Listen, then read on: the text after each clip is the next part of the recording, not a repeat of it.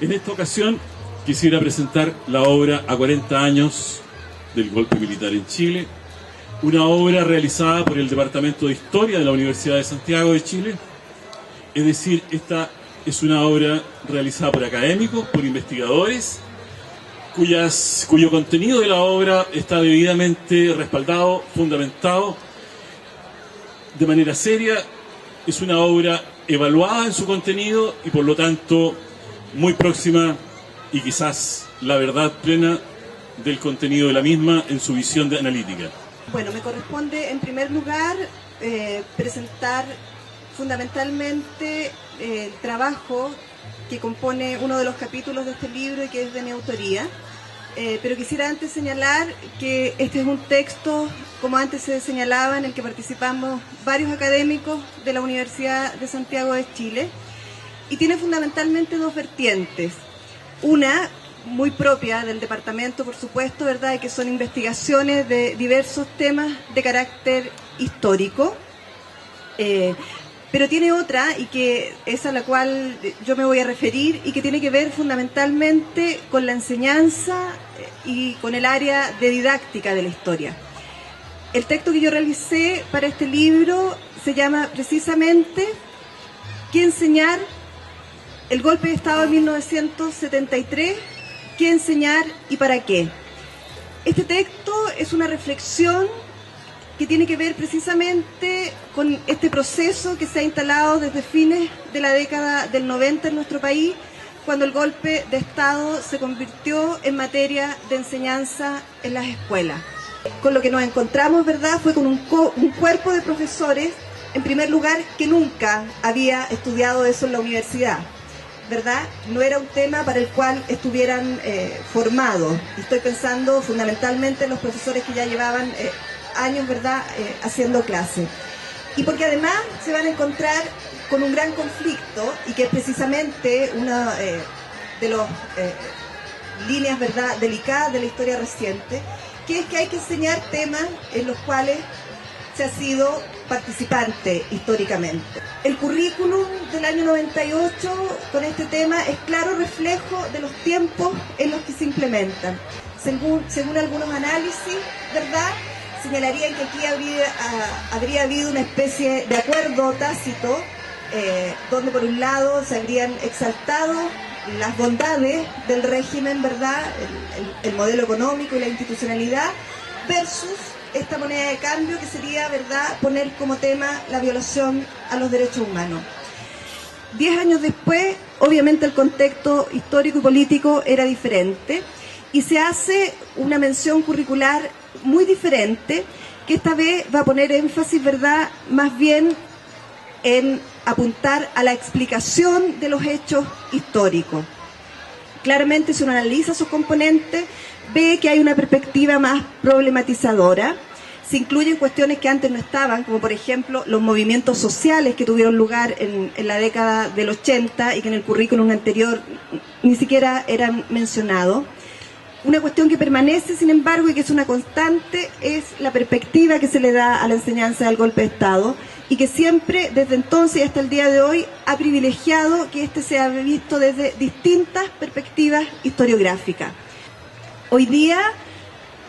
yo diría que ese es un tema que no se discute, está absolutamente asentado y legitimado, que este es un periodo de la historia de Chile que debe ser enseñado en las escuelas, que los alumnos tienen que ser formados en este tema.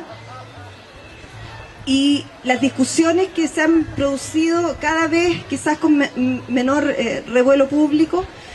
se han centrado, y tal vez también lo recuerdan, en cuestiones como, por ejemplo, cómo denominar el periodo. Se acordarán de un debate, ¿verdad?, donde en el último currículum se cambió el término dictadura por régimen militar, y que dio lugar, ¿verdad?, a todo un debate público y académico respecto a la pertinencia de qué término usar. Yo diría que hoy claramente los profesores están mejor preparados para enseñar esos temas. Hoy día claramente el foco y la perspectiva está centrada, ¿verdad?, en que los estudiantes analicen el contexto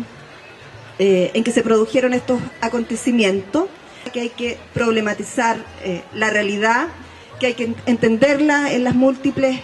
dimensiones que tiene. Y para los profesores, tener claro además, ¿verdad?, que cuando se enseñan estos temas, y no solo eso, siempre es necesario tomar una posición que no quiere decir adoctrinamiento, pero una posición que tiene que ver con tener claridad, ¿verdad?, de la lectura que se hace del currículum, de las perspectivas políticas o disciplinarias que hay detrás de él, y a partir de ese conocimiento tomar decisiones de cómo se enseñarán esos hechos. Este libro es un colofón, es un resultado chiquitito, entre muchos resultados, del impacto de la historia, de la historiografía, que es investigar y escribir historia, sobre la memoria colectiva de los chilenos, sobre la preparación anímica de los chilenos para jugar un papel más vital como ciudadanos. Por ejemplo, y lo recordaba el profesor Figueroa, director de nuestro sello editorial USACH, entre las muchas cosas grandes que surgieron a propósito de estos 40 años, y todos tenemos en la retina en lo que se transformaron las pantallas de televisión, las cosas que realmente no pensábamos ver y que vimos, lo que muchos se vieron obligados a discutir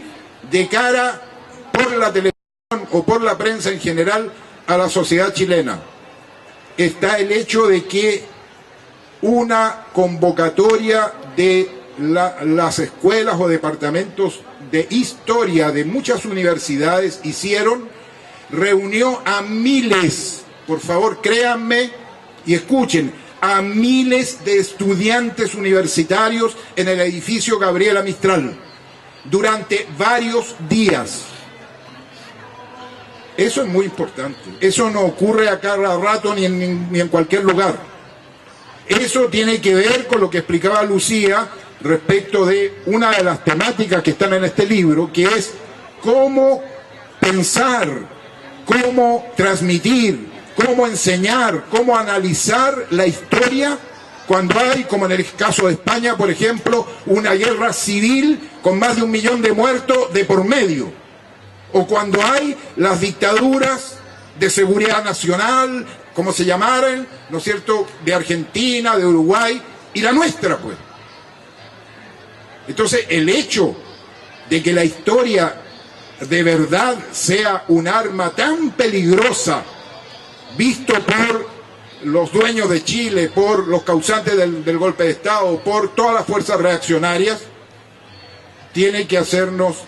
reafirmar que sí, es un arma del conocimiento, de la capacidad de pensamiento crítico y por lo tanto de la capacidad de ayudar a que se desarrollen ciudadanos mucho más empoderados, que velen por un desarrollo justo, democrático, con verdad histórica, sin miedo a nada, y en medio de eso una educación chilena gratuita, pluralista, democrática, etcétera, etcétera. Y ahí está la Camila Vallejo y todos estos chiquillos, ¿no es cierto?, que hoy día llegan al Parlamento, ¿no?, como una expresión de lo que hemos seguido peleando y cada vez más vamos conquistando, ganando. En esa perspectiva se inscribe este trabajo de los historiadores. No voy a contar ni entrar en explicaciones ni en defensa de las conclusiones aquí llegamos cada uno de los historiadores. No cabe duda, para terminar, estoy segurísimo de que la gran mayoría, todos pensamos igual, que el movimiento sindical, esa forma básica, esencial de los movimientos sociales en cualquier sociedad, y más aún cuando se trata de Chile, con este encuadre histórico que nace con Recabarren, ¿no?, con las mancomunales, sigue siendo una piedra angular, una necesidad, un objetivo irredarguible para asegurar que las grandes mayorías nacionales abran las alamedas ahora, en esta coyuntura política que se va a empezar, ¿no?, y aseguremos que la apuesta que hicimos realmente resulte para mejor, ¿no? Pero que estemos preparados también para decir, no, ese no era el compromiso. Si, por ejemplo, no hay políticas públicas, no hay política realmente encaminada a facilitar, a abrirle las puertas a la reconformación de un sindicalismo fuerte, con derechos y con apoyo estatal, gubernamental, parlamentario, pero sobre todo con apoyo ciudadano. Un movimiento sindical que se funda con los movimientos estudiantiles, con los movimientos culturales, con los movimientos de género, con todos los movimientos, para que realmente esta historia, que no uno escribe necesariamente mirando hacia atrás, se potencie como una historia capaz de fortalecernos para hacer la historia como la queremos y como la necesita la justicia, la democracia y el buen vivir de nuestros hijos y nuestros nietos. Muchas gracias. Muchas gracias, Julio.